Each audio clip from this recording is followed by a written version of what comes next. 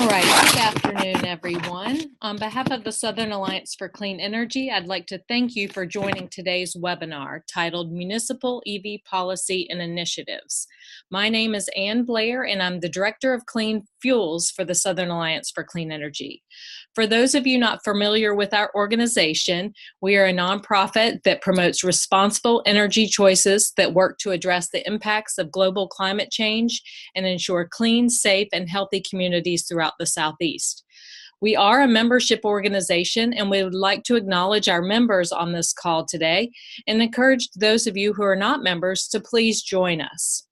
For ways in which you can become a member and get involved, please visit our website at www.cleanenergy.org. We also run the EV education initiative called Electrify the South, and you can get information at electrifythesouth.org. We also have an initiative as a part of that called Next Car Pledge, in which we're encouraging folks to pledge that you will consider an electric vehicle for your next car. And you may find information about that at nextcarpledge.org. So now I'd like to take a moment to review the basic functions of the Zoom platform on the bottom of your screen. To ensure sound quality, all attendee lines will be muted throughout this presentation. If you're having trouble hearing or seeing the slides, click the chat button and type in your problem so that we can help you troubleshoot. We've also saved time at the end of this presentation to answer questions about today's topic. To ask a question, click the QA button along the bottom of your screen, and we'll work to get to as many questions as we can at the end. Lastly, we are recording this webinar, and we'll send you the recording along with key action steps we address after the webinar is finished. So now we are going to go ahead and get started. I will be beginning the presentation today with a short overview of EV policy options for municipalities. We will follow that up with Justin Breithart with the City of Atlanta Office of Resilience, and then followed by Michael Salisbury with the City of Denver. He's a transportation energy lead there. We are pleased to again to have this third webinar in a series that we've been hosting with the City of Atlanta and the Electrification Coalition. Next slide, please. So a short overview of EV policies. Why is this important? Well, today, the transportation sector is the #1 source of carbon emissions. Fleets, both light duty and heavy duty, make up a large contribution of air pollution. But cities have an invaluable role to play in growing electric transportation that will reduce emissions both within their fleets as well as those that operate there. Some policies that municipalities are considering are electric vehicle acquisition goals, EV shared or rental programs, setting goals for charging infrastructure, establishing parking benefits, dedicated spaces, or free charging for electric vehicles, and also education and outreach initiatives, hosting ride and drive events, electric vehicle displays, and distributing information through their communications channels.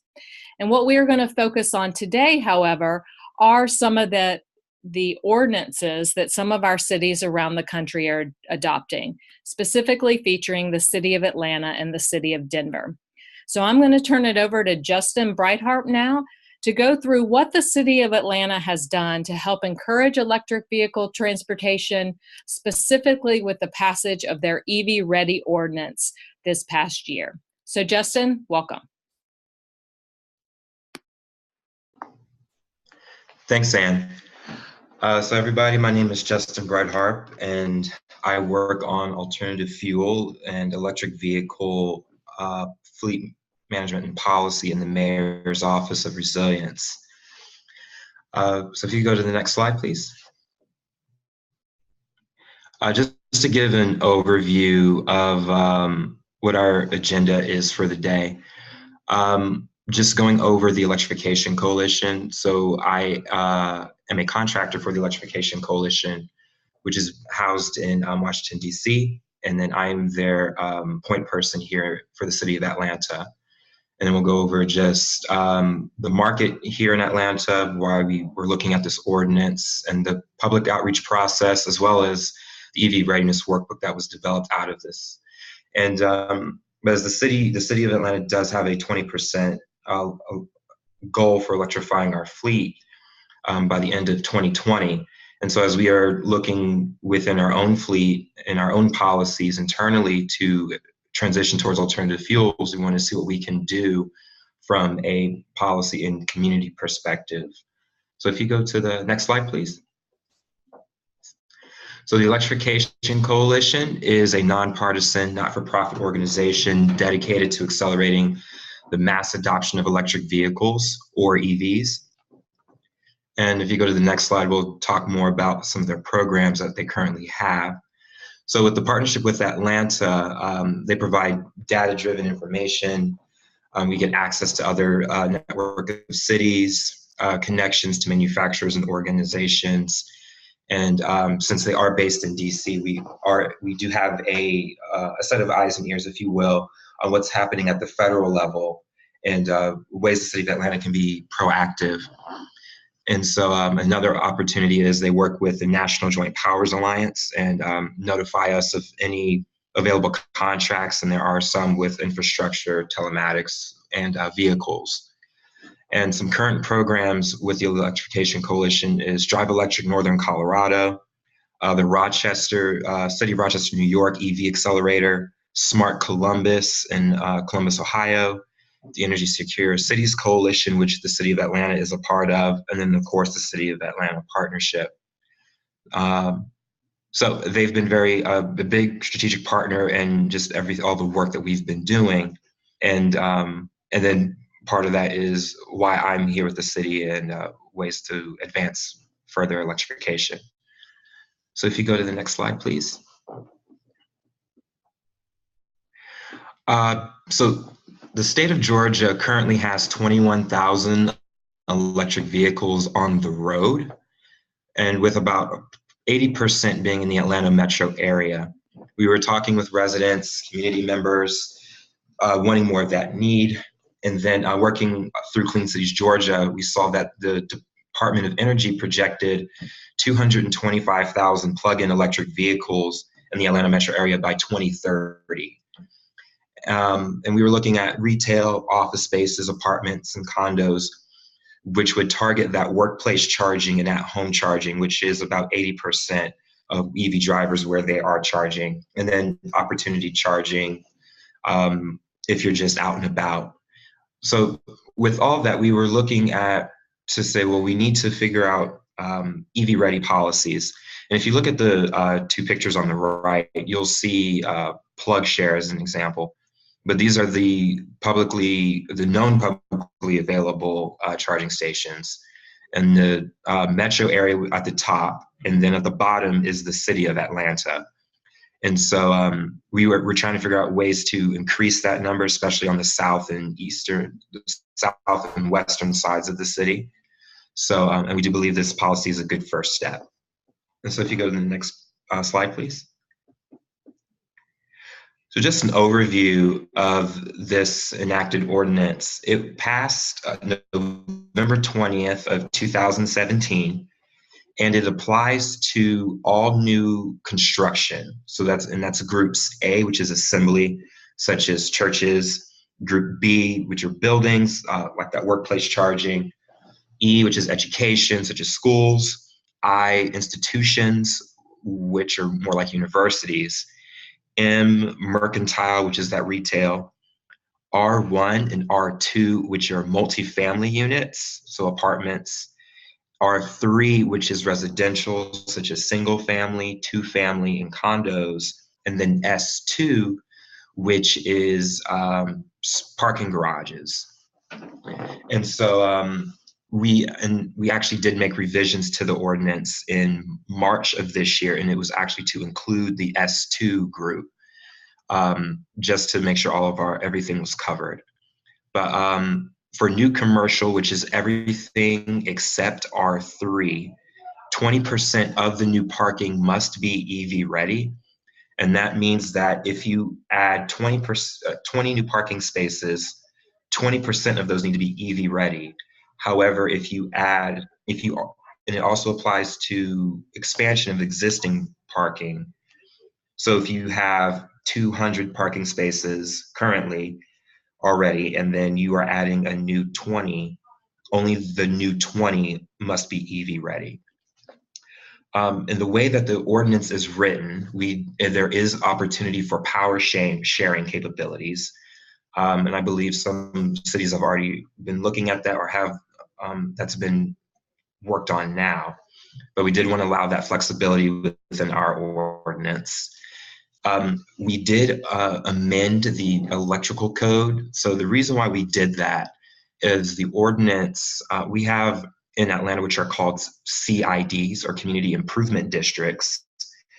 And within the city limits of Atlanta, we have about 5 or 6, with some of them overlapping into other jurisdictions.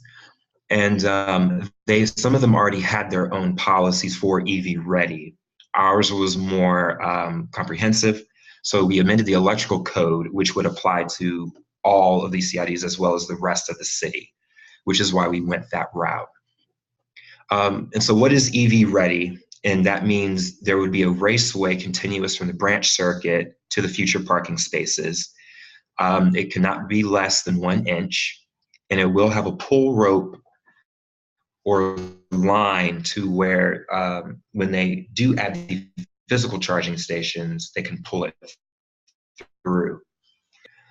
And this installation must not violate the American Disabilities Act of 1990 or ADA. This ordinance does not require the physical charging stations. We allowed more flexibility in that space to where if, depending on the site, we want the property manager to add the charging stations as they see the demand grow at their respective sites. And if you look at the picture on the right, you'll see a picture that is actually from the EV Readiness Workbook, which we will talk about later in the presentation. But this gives you a diagram of what an ADA accessible electric vehicle parking space would look like. And so within our ordinance, if all other ADA accessible spaces are taken, the ADA will get priority, whether it's an electric vehicle or not. However, it still applies within the ADA requirements for ADA accessible spaces. So if you go on to the next slide, please. So we were looking at cost comparisons of installing the infrastructure during and after. We actually did work with Mike Salisbury, who you will hear from later in the presentation, and he helped us with addressing these costs. And so what we found was for new costs on EV ready for single family, 2-family, and condo, it was around $40 to $100, as opposed to after construction would be $1,000 or $1,200. And that would be what the homeowner would have to pay, is that $1,000 or $1,200. And in regards to the commercial, which is A, B, E, I, M, R1, R2, and S2, the new cost for parking spaces was around $850 to $1,650, as opposed to after construction, which ranged from $3,500 to $12,500. What we saw was that it was cheaper to do it before construction, and then as you add more spaces over time, the cost goes down, and then with the power sharing capabilities, that will further bring the cost down. So, and this is what we use to justify that, the EV ready policy. And so if you go on to the next slide, please. So just to give some background on the public outreach process, we worked closely with different types of the developers associations, OEMs, not-for-profits, charging station companies, our electric utility, which is Georgia Power, and just to make sure that we were bringing in as many experts as possible. And then internally, we worked with our Office of Buildings very, very closely, just to make sure that we understood the electrical requirements and that it fit within, we had the right language. So after the passage of the ordinance, we worked with Georgia Power, hosted 2 different workshops, one on February 9th of 2018 and then March 21st of 2018. And there was approximately 70 attendees each session, and their panels included so the Office of Buildings for the City of Atlanta, the Mayor's Office of Resilience, Georgia Power, Southern Company, which is the parent company of Georgia Power, and then a multitude of charging station providers. And if you look at the picture on the bottom left, this is actually a picture from the March 21st workshop. And actually, if you look on the table, you'll see some copies of the Evie Readiness Workbook, which we'll actually talk about on the next slide, or actually it'll be the slide after the next slide. These are just some of the logos of the people that we were consistently in conversation with, letting them know what's happening. They provided their feedback. We kept them in the loop as much as possible, and that's how we came up with some of the requirements in the bill, such as the ADA accessible charging stations, the 240 volt requirement for residential, but commercial does not have that requirement, especially as the ranges for electric vehicles continue to increase. And so if you go on to the next slide, please. The Evie Readiness Workbook, this was actually written in 2011 and then updated this year, January 2018. And in it are case studies such as NCR, which is a software company. They have charging stations, and their case study is in here. Some workplace charging, for examples, with connections to solar panels are in here. The Georgia Institute of Technology, their case study is in here as well, just to give different examples, and then as well as the contacts for these site managers. There's a guide to installing ADA accessible charging stations, sample signage for parking spaces, FAQs that we worked with BOMA, which was some other developers as well, on questions that we were getting after the passage of the ordinance. And then also there's a sample of the City of Atlanta electrical permit application in here. And if you see, there's a public link to this workbook online too, if anybody would like to see it, because this is City of Atlanta specific, but we do want to share this with other municipalities and other entities if they would like to produce something similar. And if you go to the next slide, please. On the left is the example of the electrical permit application for the City of Atlanta. And then as a part of the requirement, City Council requested a reporting mechanism so the Mayor's Office of Resilience will provide annually. And we'll be working with the Office of Buildings on permits submitted for new construction, as well as permits for electrical permits for physical charging stations. And then using the alternative fuel data center provided by the Department of Energy as a base for base numbers. And then we will report that just to justify that 20% requirement. That 20% requirement was based off of what other cities were doing, as well as that market projection that the Department of Energy provided, as well as other entities such as the Energy Information Administration underneath the Department of Energy. The date of enforcement is July 1st of 2018. The reason why we selected that after continuing discussions with the developers, they were getting questions about, well, we already have permits in place. So we decided that it would be best that any permit application submitted on or after July 1st, the beginning of the fiscal year for the city, must comply with the ordinance. Anything before that, it will not have to comply.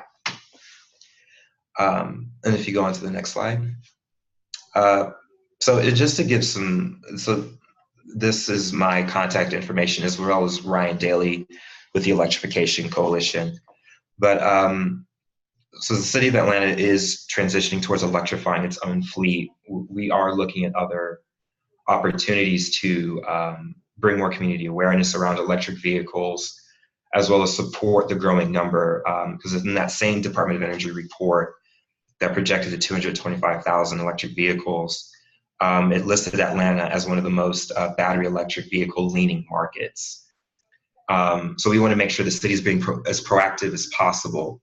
And so some of the ways that we are doing, other ways that we're doing that is through adding charging stations at our airport. So Hartsfield-Jackson International has about 200 electric vehicle charging spaces, not stations, so individual spaces for people to use when they are at the airport. The goal is still 300, and those should hopefully be coming on this year. We did submit an application to Electrify America to encourage investment into the Atlanta metro area. And then one of our most recent projects that we did is the Evie Rideshare Program. So with the Department of Corrections for the City of Atlanta and then Office of Resilience, we partnered with a not-for-profit called Common Courtesy, Inc., and they provide transportation services to people who lack mobility access. It looks like an opportunity to provide a needed service, so they will get transportation services to their probation appointments, health appointments, job interviews, picking up their possessions when they are released, and as well as hopefully as a way to reduce recidivism, and then expose other parts of the population to electric vehicles, especially as the technology is continuing to grow.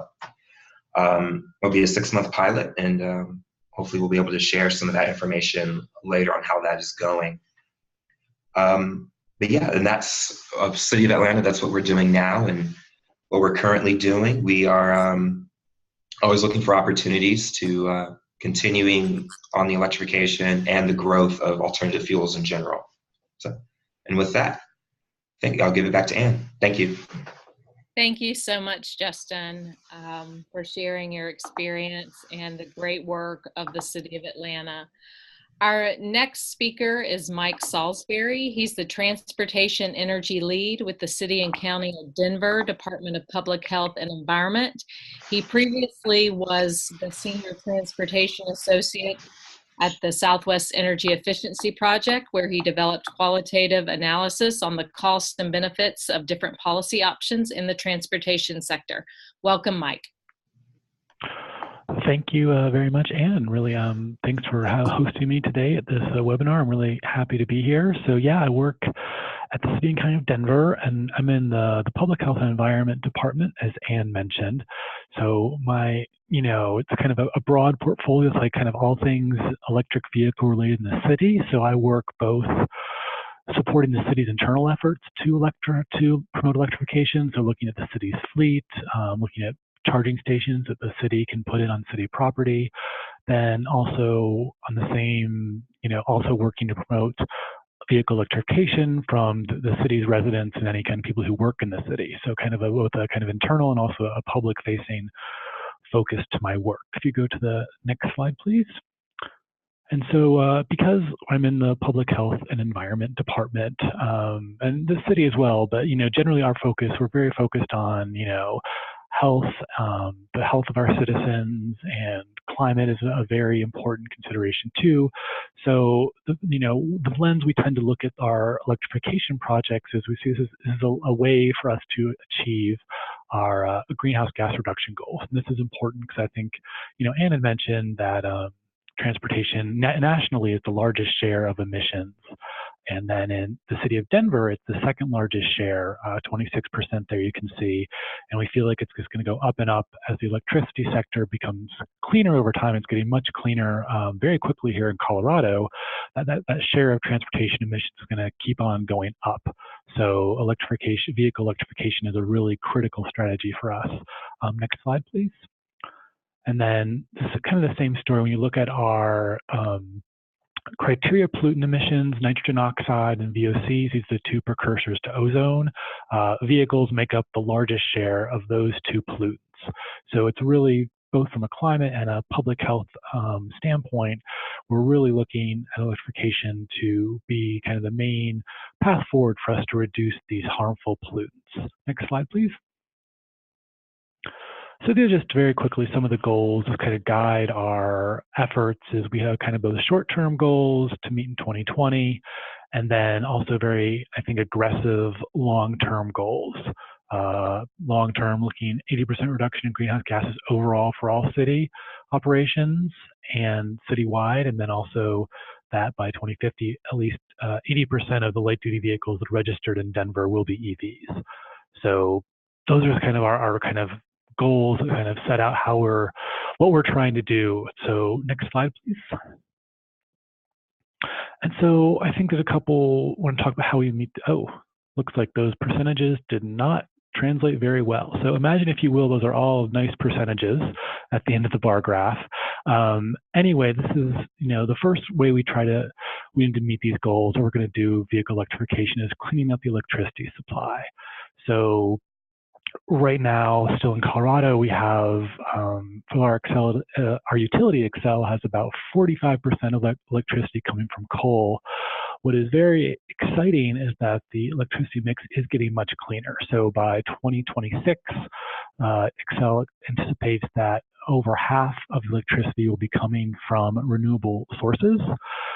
And so that kind of essentially means, and it's a little hard to read on this graph here, but the red, the green is the percent reduction that we see in 2016. So for greenhouse gases, there's about a 30% reduction in greenhouse gases in 2016, but then you go out to 2026, that ends up being a 63% reduction. So we're going to see much greater environmental benefits coming from vehicle electrification over time.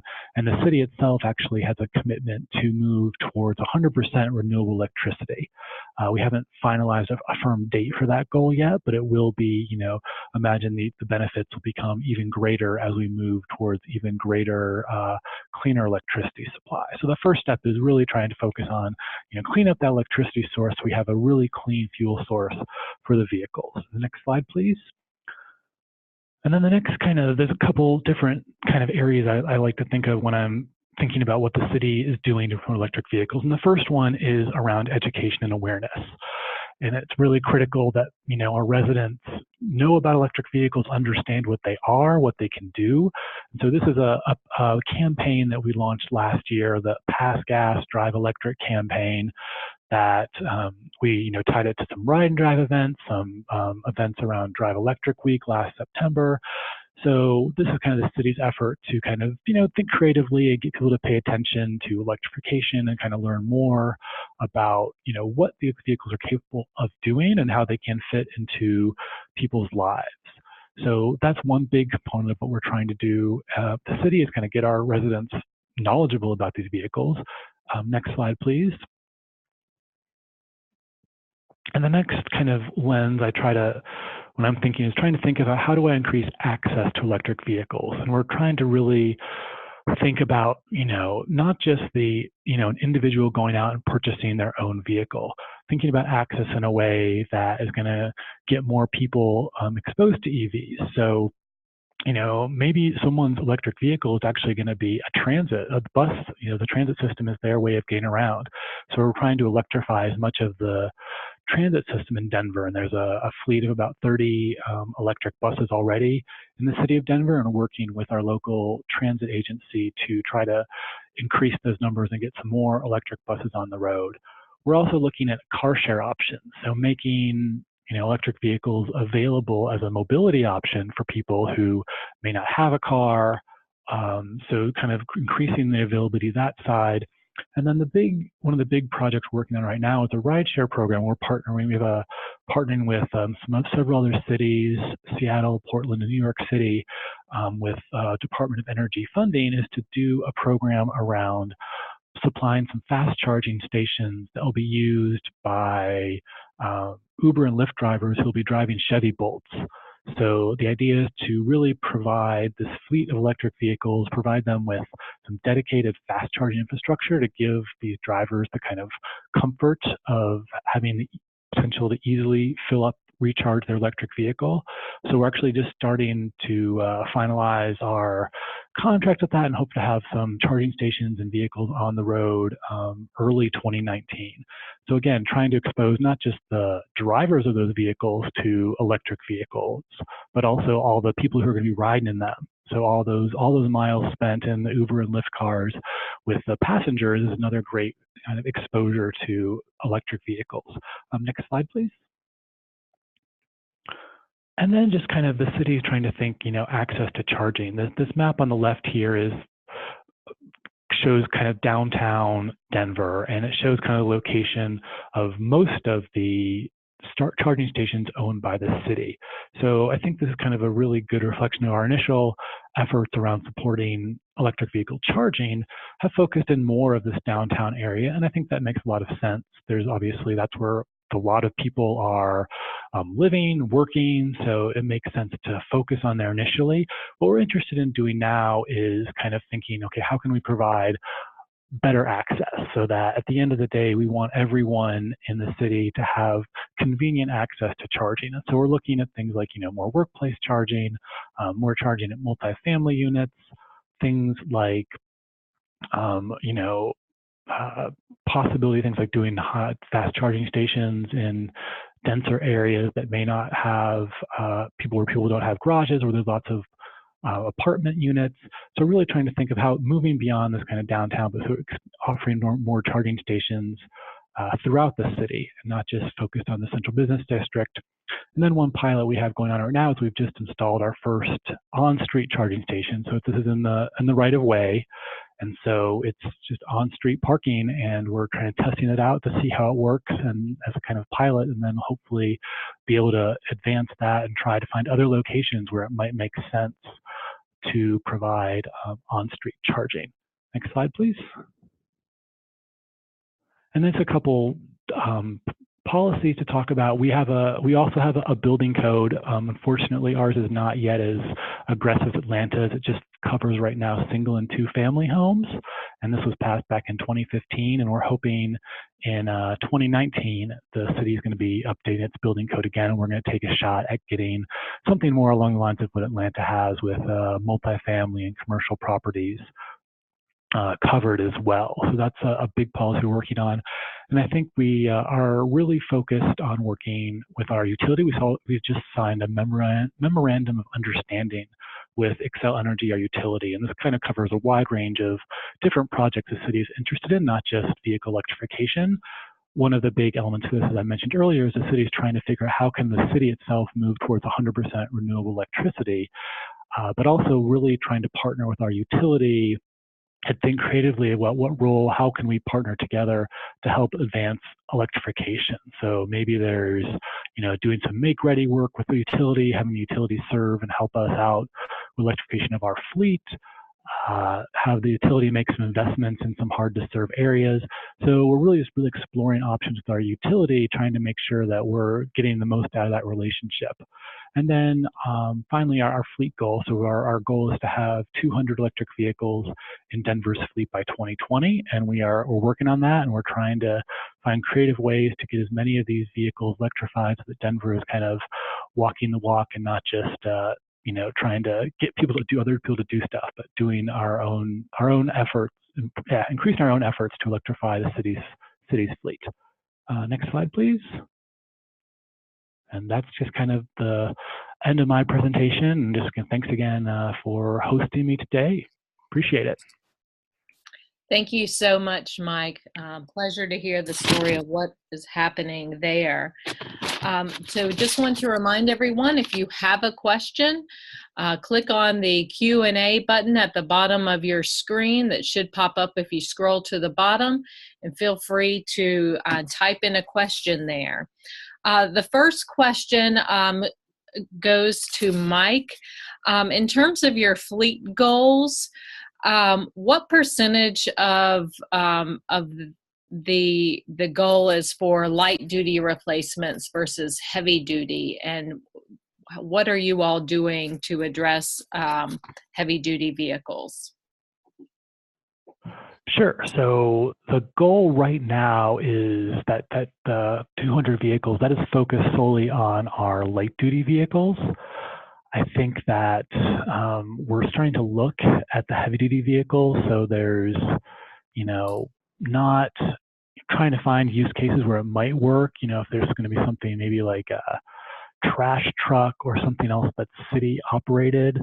So we're looking at that. We haven't really made, the goal is focused on light duty vehicles, and we're trying as kind of, I think you see more and more options available in that kind of medium and heavy duty space. We're looking at those, but we haven't made the jump yet or haven't kind of really developed a plan or a goal to how to focus on those heavier vehicles.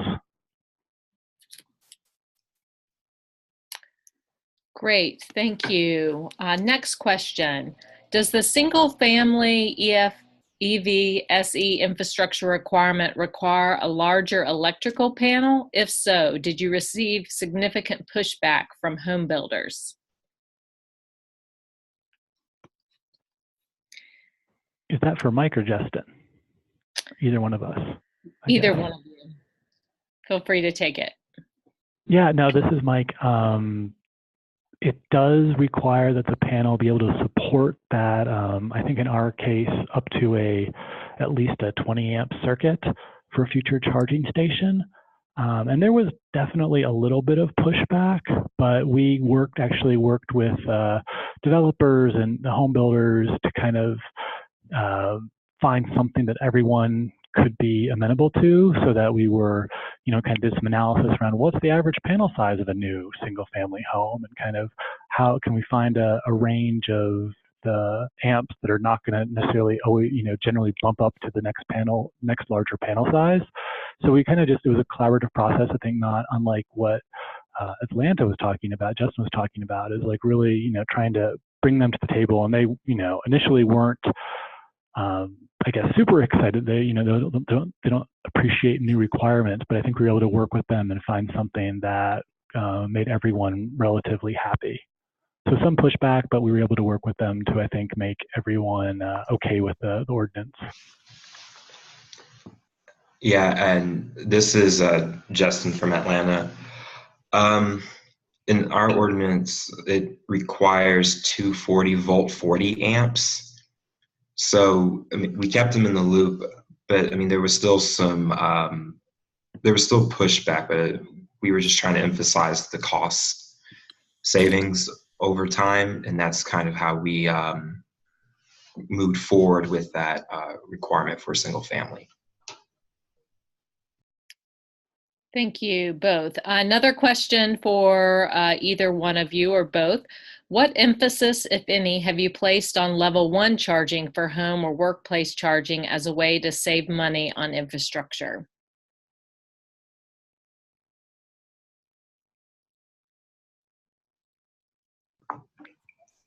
From the ordinance's perspective, we did not require that. So the only requirement is for single family and 2 family, and that's due to the increase in range for electric vehicles. But nothing says that a commercial property can add a level 1 charging station. So the city of Atlanta, for the city's fleet, we have level 1 charging stations. The only requirement that we have is the infrastructure. What level station the property owners decide is up to them.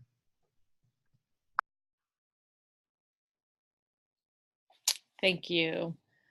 Next question also for you, Justin. Can you elaborate on the load sharing piece for multi-charger installations? Sure. So I will do my best, because it's not really seen in Atlanta yet. I've seen it more on the West Coast. But for example, you could have 100 amps and then 10 charging stations for those 100 amps. And if there's 10 vehicles on all of them, it would break that 100 amps into 10 amps per vehicle. And or it would allocate the load based on which vehicle needs the most charge. So if one's at 40%, and one is at 70%. The vehicle with 40% battery will get additional amps as opposed to the one with 70%. And so it's a really cool way of managing load and also just cost savings in general. And please forgive me, I do not remember the name of the company that I was looking at, but there are a few electric vehicle charging station companies who are exploring that. And more than happy, I guess, to figure that out, trying to find that and send that to Ann and Kyle so when they send this out, you can get that as well. Justin, were you thinking about tech charging? No, tech charging I think is more of a software onto a non-networked. I'm not sure if they do sharing, but I could ask. And just for reference, tech charging is a startup company based out of Georgia Tech here in Atlanta, and they are very active and probably one of the few companies that do what they do in the EV space. Right. And speaking of Georgia Tech, a question for from Dr. Marilyn Brown. Do you see a pathway to having bi-directional charging by EVs so that buildings and the grid could benefit from EVs as backup power? Question for either one of you.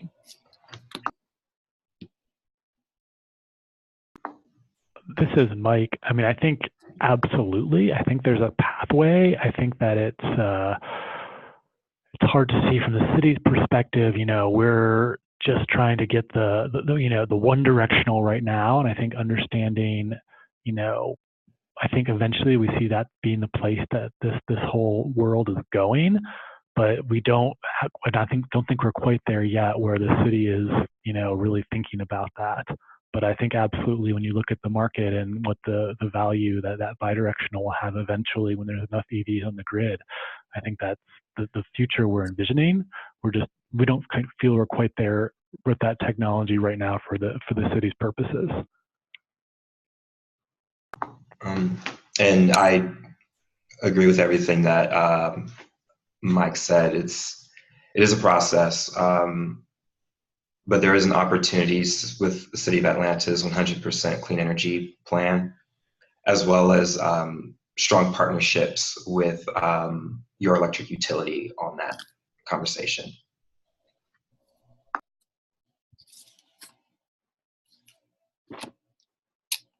Thank you. Question on Electrify America. Justin, you mentioned that you all submitted through round 1 and round 2 for more charging infrastructure in the city of Atlanta. Can you speak to how the city, and also for you, Mike, maybe the city of Denver may be working with Electrify America to coordinate how EV charging stations are getting deployed? How you all may be working together, if at all.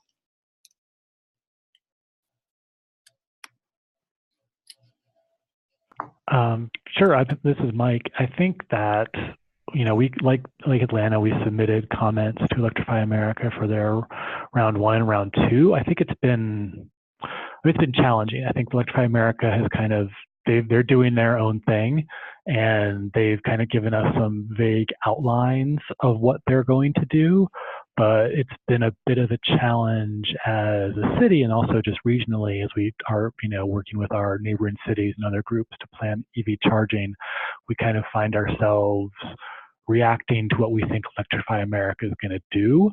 So it's been a bit of a challenge. So I think we're trying to, I mean, I've talked with them, and I think we're trying to work through, hopefully in the second round of their investments, we're hoping to have a more collaborative relationship. But to date, it's been something where we've kind of given them input, and then they've kind of gone and done with that what they will without necessarily checking back in with us, if that makes sense. And from the City of Atlanta's perspective, we did apply to round 1 and round 2. Electrify America did have a set of webinars because it's its own entity. Their information is proprietary, so they will share with what they what they want to, which is their right. So I believe at this point, they did let us know that data is very key to their selection process. And so, for example, we worked with SRTA, which is the State Roadway and Tollway Authority, and the Atlanta Regional Commission on providing that data along our interstates to show that where the traffic was, and the fact that here in the state of Georgia, electric vehicles can use the HOV lane if they have the alternative fuel license plate. And then they also can use the toll lane on I-85 if they have that same plate and they are registered with the state. So that was a lot more data went into our application for the second round, which is what they requested. Similarly, question for both of you. Did you request funding to the state's VW Mitigation Trust for EV charging infrastructure? So the other Appendix D funding.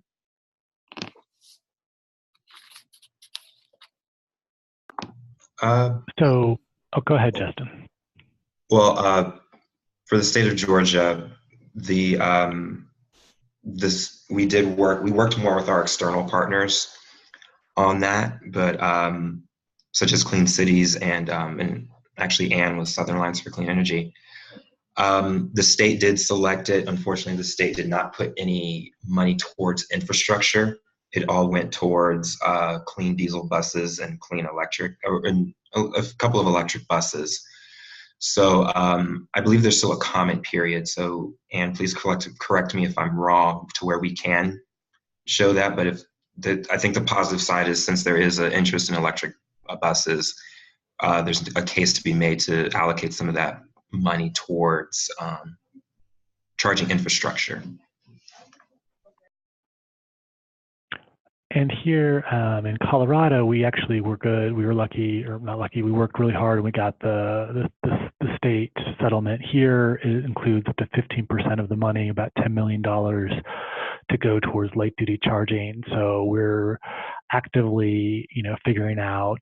We just the settlement was just finalized. The final plan was released here in Colorado. So we are kind of strategizing around how the city can take advantage of some of that funding that's going to be going into light duty infrastructure, both for city vehicles, city operations, and also more public charging. So there's kind of some great grant funding that's going to be out there for charging stations.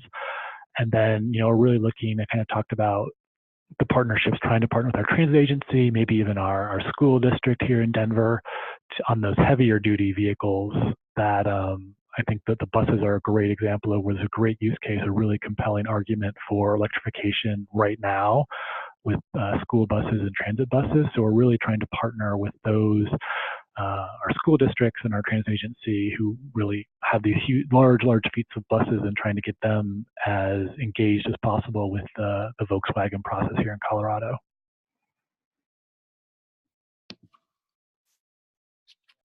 Great, thank you. Any other questions?